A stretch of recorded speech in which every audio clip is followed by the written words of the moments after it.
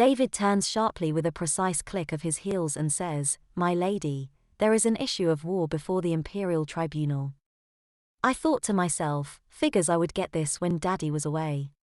David continued, "The Thronoxians have again begun a major galactic invasion in violation of their peace treaty made to the Imperial Ruling Council 900 years ago. Suddenly, knowledge of this treaty and all of its stipulations became known to me. I was impressed. I could feel a slight electrical tingle up my arms into my head from the Guardians.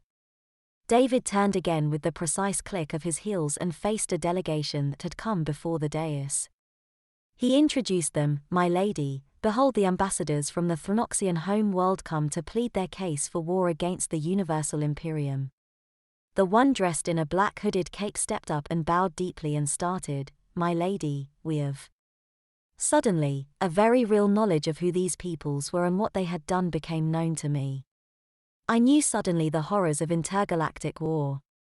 I saw in my mind's eye the devastation of hundreds of worlds and the cruel destruction of billions by these people when last they invaded. I saw the very real vision of my own home world in flames and one of my ancestors die because of a foolish accident. I became angry. I was worse than angry. A plan of action formed in my mind. I gave no thought to what it entailed or what the consequences were. A new emotion filled me. Revenge.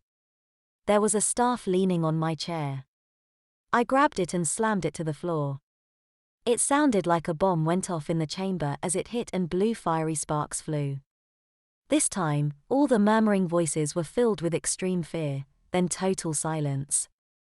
The ambassador and his delegation were prostrate on the floor before me. I stood. I knew war was just another word for premeditated murder based on the written case submitted by the Thronoxian Ruling Council 12 months ago. I said in a booming little girl's voice, "Imperial Grand Vizier, what is the penalty for premeditated murder in this our imperial rule?"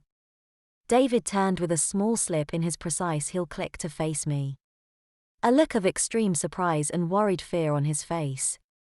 He replied, "Death, my lady." I said in a thundering little girl's voice again as I pointed to the man in the hood on the floor at my feet, "You who come before me to justify premeditated murder, how many systems have you invaded and how many have died because you wish to expand your ruling borders?" He replied, "We have annexed 25 systems, my lady. The death toll is extremely high. Resistance is extremely heavy. We also have come to inform you we will utterly destroy you if you don't unconditionally surrender."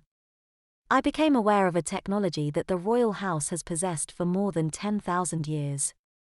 With the Guardians on my wrist, I had total access to this weapon system.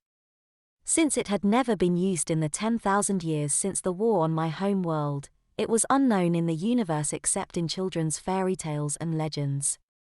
It became known to me and I was able to use it because of a genetic trait that manifested itself in me when I was collared.